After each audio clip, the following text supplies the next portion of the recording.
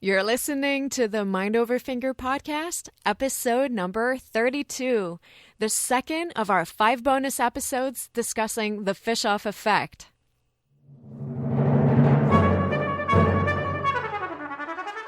Welcome to the Mind Over Finger podcast, discussions on mindful music making, efficient practice, and building a purposeful career.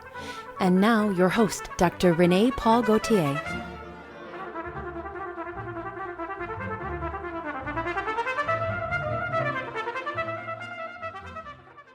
Hi, everyone. I hope you're having a great day whenever and wherever you're listening to this episode. I'm going to be on site at University of Notre Dame as one of the official podcasters covering the 46th annual Fischoff competition from May 10 to 12. And this week, I'm bringing you 5 former winners of the competition to talk about their experience preparing for the performances and competing at Fischoff, and about the wonderful adventures and opportunities that have followed their win. In this series, you will hear all about the Fischoff Effect with my guests, Blaise Magniere from the Avalon String Quartet, Dorival Puccini from Axiom Brass, Matt Landry from the Akropolis Reed Quintet, Christopher Whitley from the Thalea String Quartet, and Lydia Reah from the former Kairos String Quartet. Whether you're a musician about to compete at the competition or a music lover looking for a fresh approach to practicing and preparing for a concert, make sure to subscribe and tune in every day because those conversations are bursting with inspiration and extremely useful information. Each group has a unique and motivating story, and my guests are so generous with their insightful tips and advice. And without further delay, here is today's guest, Dorival Puccini from Axiom Brass. Let's go to the show.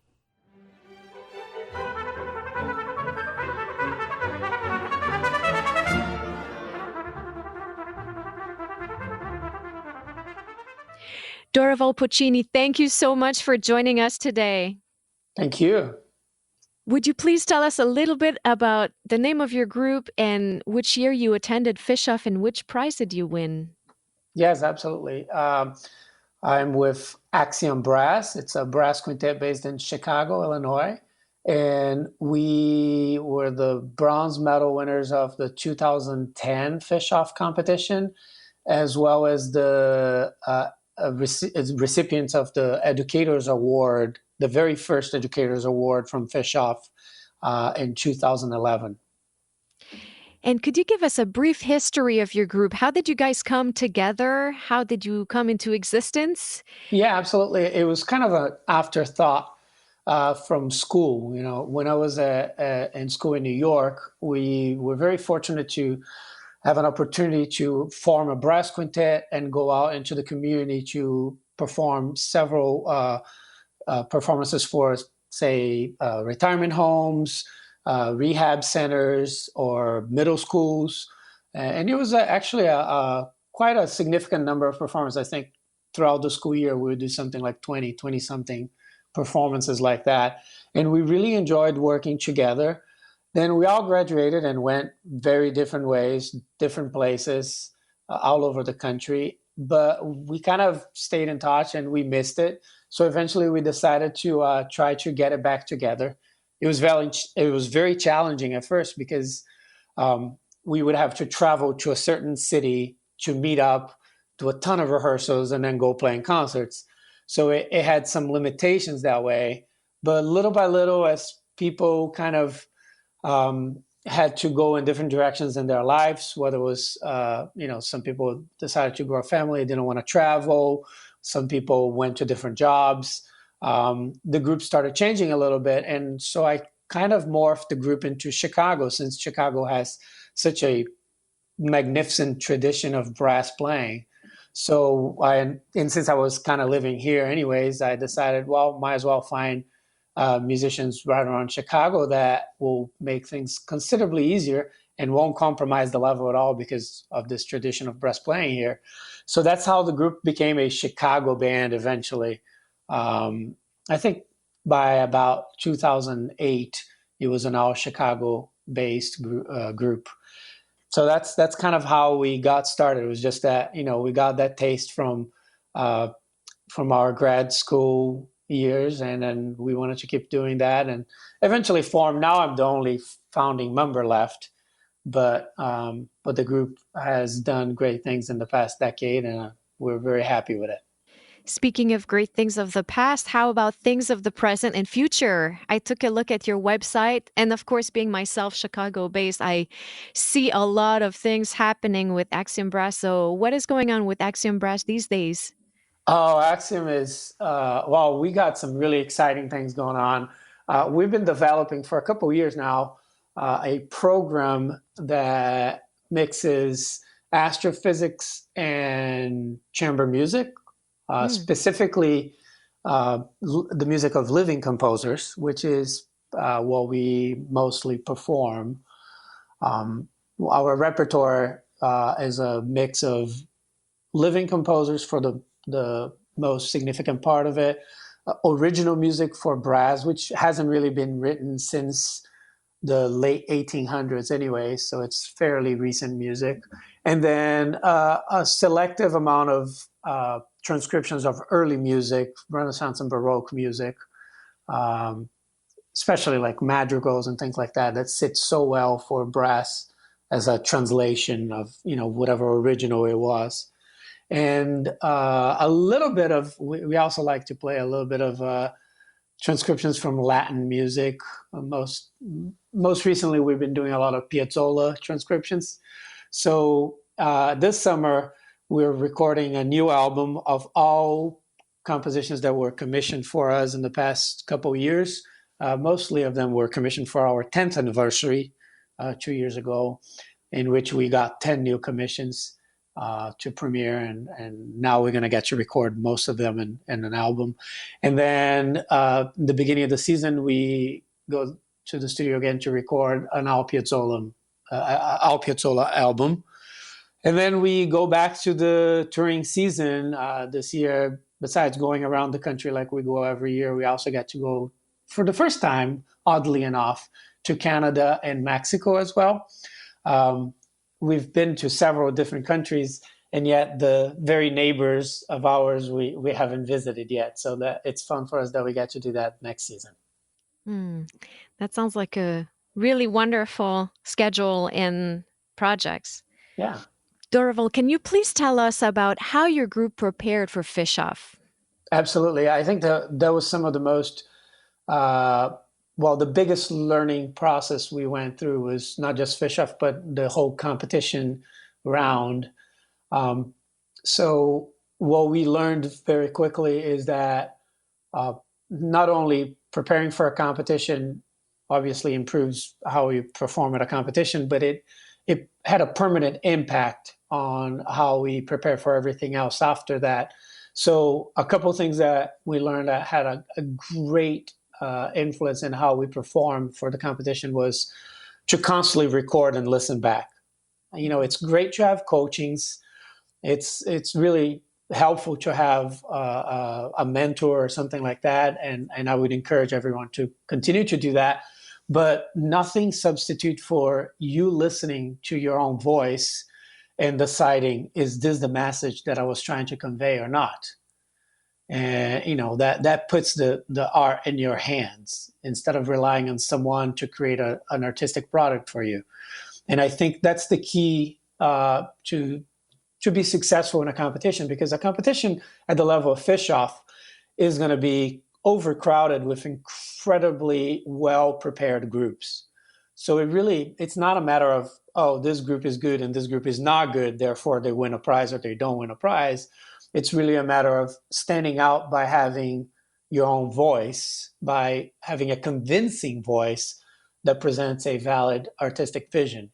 So the recording, not just sound recording, but even video recording was incredibly helpful, because it allowed us to see the truth for our own, with our own eyes and ears. We got to see what the product that we were presenting was like, and that was the biggest learning curve to realize that what we were saying was not exactly what the audience would be hearing at that point. So it allows us to figure out that a lot of things needed to be much more exaggerated, much cleaner than at first. So things like that, I think were the things that we benefited the most by doing the whole recording process and analyzing it again. It was still helpful to have coaches though. And one thing we did is we tried to get coaches that were not familiar with our repertoire and were not familiar with our instruments. So we kind of stuck to conductors and string players most of the time. The reason so that we wouldn't have like a biased view of, so they wouldn't give excuses for things that we didn't do well. You know what I mean? Mm-hmm. It's like, we didn't want anybody to think, oh yeah, that's really hard on the trumpet. Well, that doesn't matter. We need a musical product, and that's beyond the trumpet limitations or the tuba limitations. It needs to be what music is calling for. So we just need to figure out how to do it. And that's something that we got by having coachings with non-brass players. I love this idea, and it really ties in well with what you were saying about recording and listening back, because I'm guessing that through listening and discussing together as a group, you can really start to grow this unified and unique vision that you were talking about and you talked about so well. And having a coach that does not have a strong personal opinion on the specific interpretation of a piece really allows you guys to develop your own. This is great. Yeah, absolutely. Yeah, it was a great experience. And how far in advance did you start your preparation process? Wow. I think eventually, I think the first competition we probably got in a little late on the game. But after that, I think as early as we decided to apply for the competition, which was, probably a couple months before an application form was even due, because obviously those application forms require recordings and things like that. So it had to be, several months in advance. So I would say probably a full competition cycle lasted 9 to 12 months. Mm-hmm. That's a lot of dedication right there.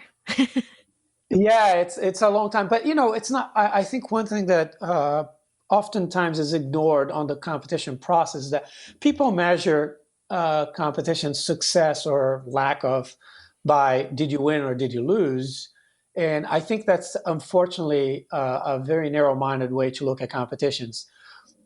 I think competitions, like auditions as well, it's a learning experience. It's totally different to prepare for so long and then go out there and you're not really performing a full recital. You're not really doing the concert the way you do in your own concerts. Like we go out and we talk to the audience.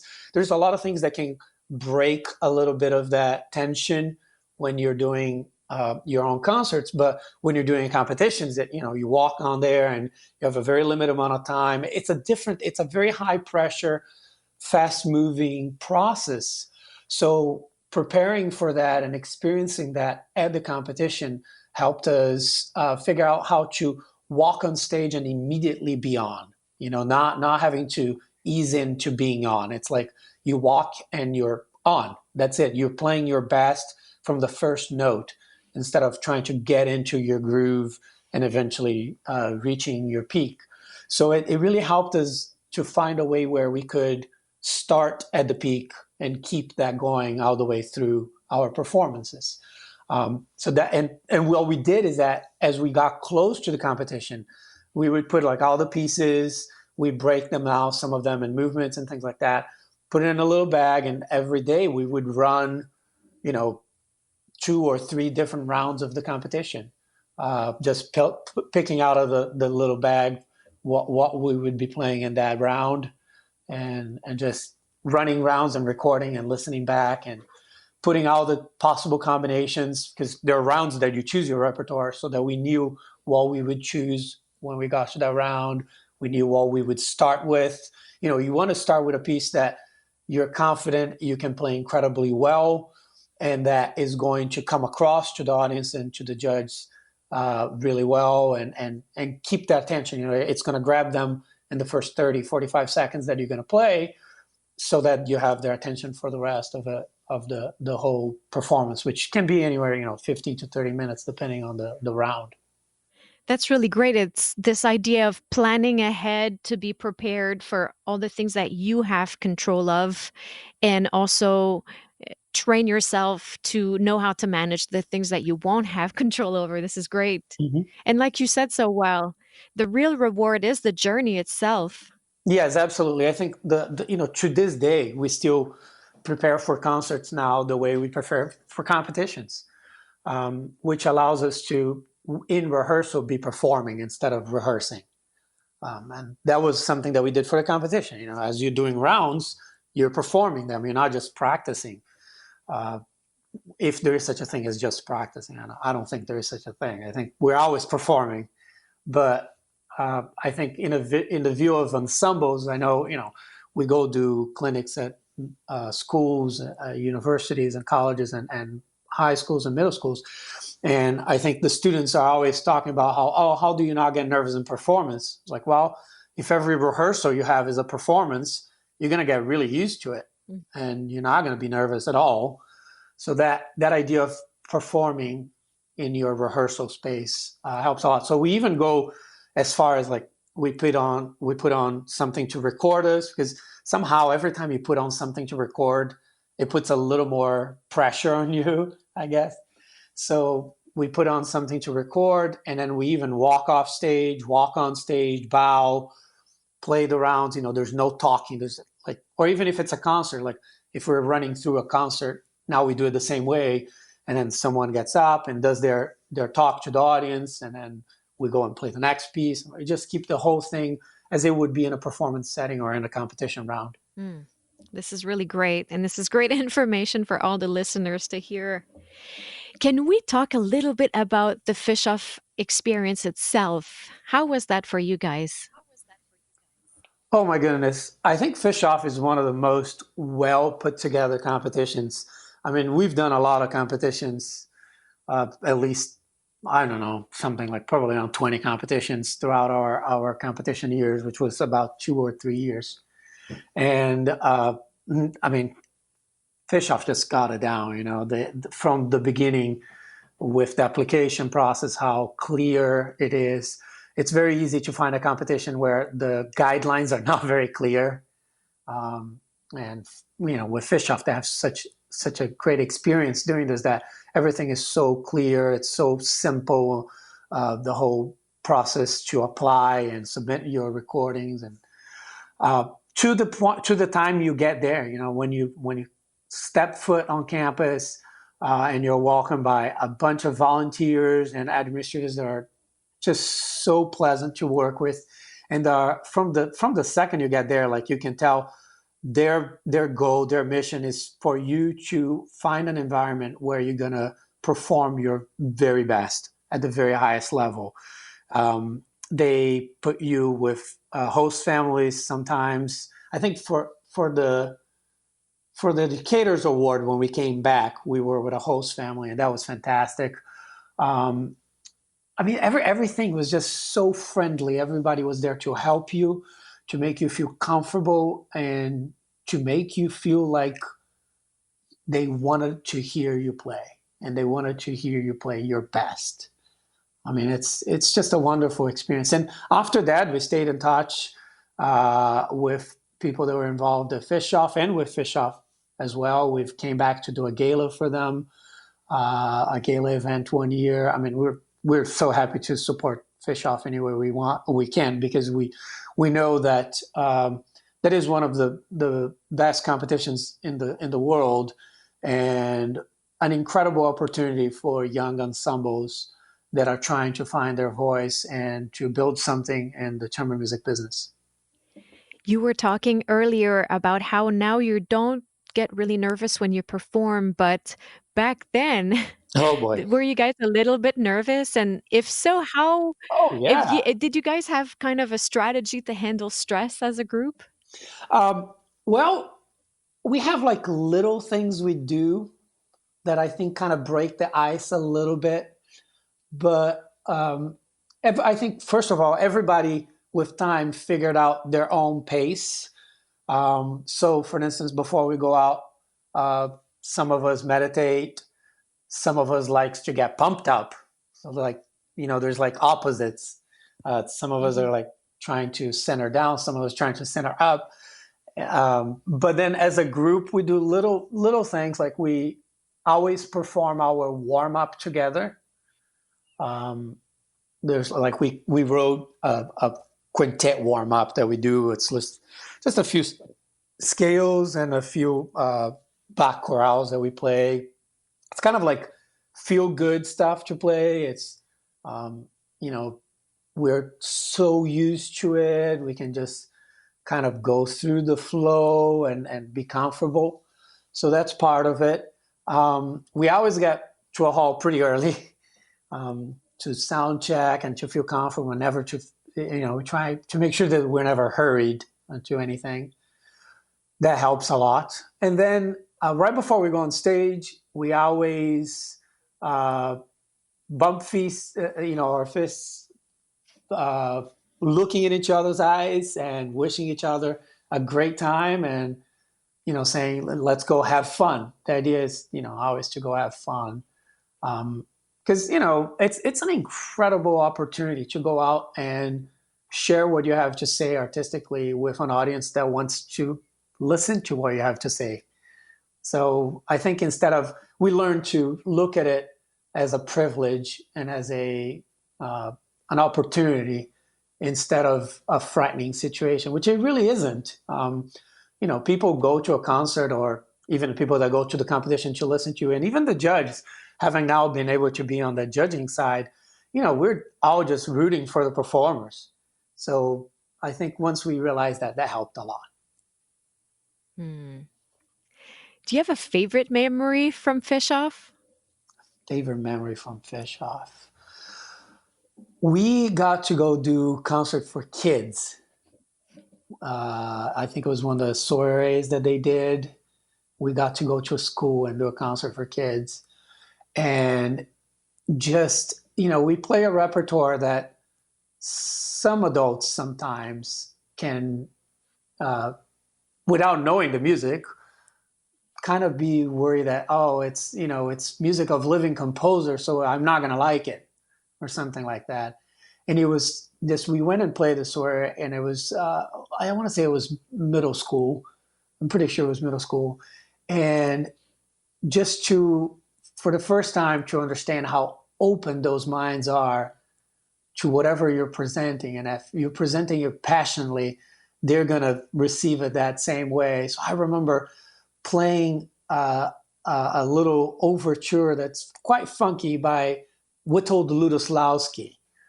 And, a piece that in a concert setting, in a regular concert series, some presenters might be like, oh, maybe let's not program that. But those kids just went crazy with it. They were on their feet clapping at the end, like that was the coolest thing they had heard. And then later on in the concert, we changed gears a little bit and we played Bach contrapunctus. And like this always happens when we play for kids, like 3-4 bars to the end, kids were already clapping. I don't know, there's something about Bach contrapunctus. It doesn't matter which one we play, gets to like 2 or 3 bars to the end and kids are already clapping. So it was really cool to see that we can shape, we can help young minds to see music, to hear music that way, where there's no preconceived barriers to musical style or genre. I love those memories. This is great. How about the aftermath? How did Fischoff change your life? Well, I mean, it's, you come with a Fischoff stamp. Presenters know it's a serious group. It's something that people want to listen to. So I think that right off the bat, that, just gives credibility to the group. It's not, especially like when you talk brass quintet, I mean, you can count in one hand probably brass quintets that have won awards in the past 20 years. So it was a big deal to be in that class. And then the Educators Award as well. I mean, because now, we're incredibly dedicated to the educational part of our mission. So that as well comes with a huge stamp of, hey, this is this is quality product. So that I think is a big deal. And then the network, the Fischoff network, I mean, everybody's so helpful. Years after we were we had done the competition, we stayed in touch with Anne. We stayed in touch with Anna Thompson, who used to work at the Bartlow as well. And, we've even come back to University of Notre Dame to do residencies that were not directly related to Fischoff, but it was definitely an aftermath. So there's a lot of good that comes from it.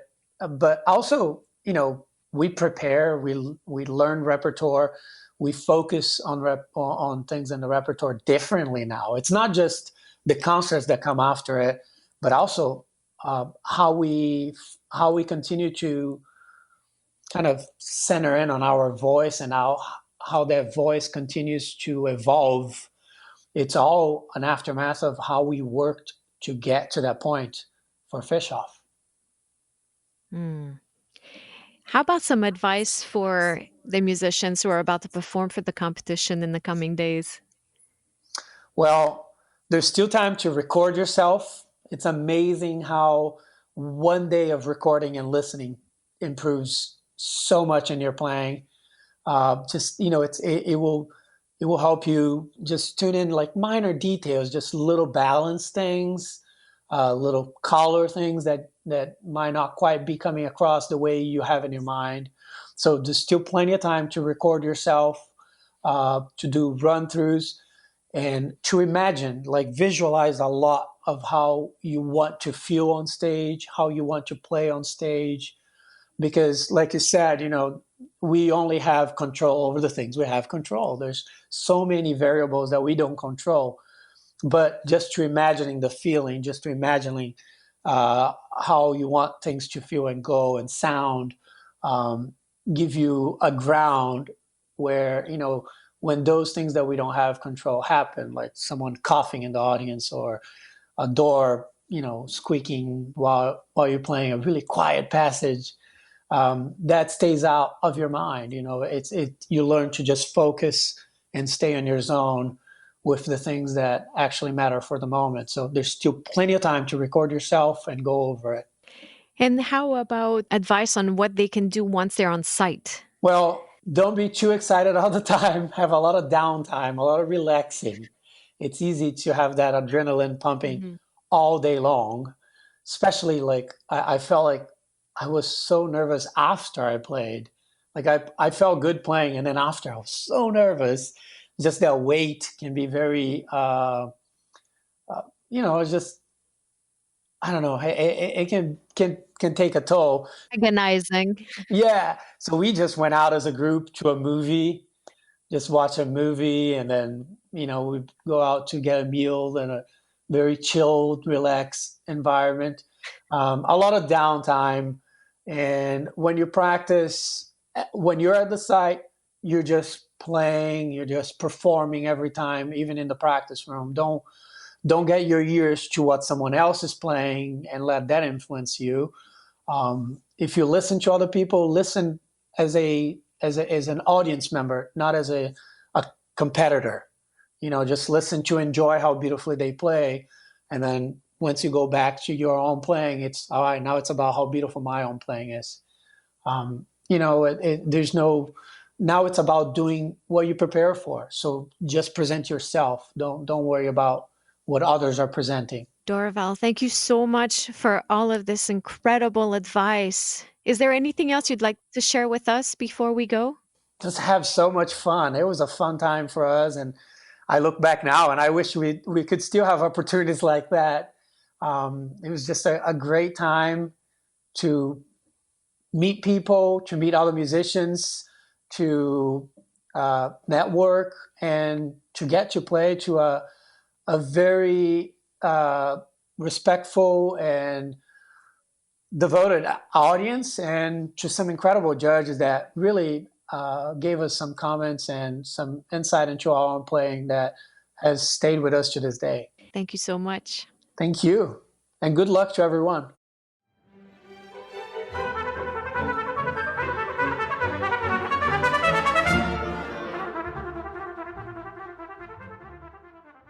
Thank you for listening. I hope this conversation brought you inspiration and great value. As always, you can visit mindoverfinger.com for the show notes, which have more information about the competition and today's guest. And I'd love to hear from you. So take a screenshot of the episode, share on Instagram, and tag me at mindoverfinger, Axiom Brass at Axiom_Brass, Fischoff at Fischoff Chamber Music, and use the hashtag Fischoff2019 so we can see that you're listening, share it on our stories, and give you some love. To join in the experience and follow the competition, visit www.fischoff.org and their Facebook page at facebook.com/thefischoff to get more information on the live streaming of the performances and, of course, the results. Thank you for tuning in, and I'll be back tomorrow for more Fischoff Insight.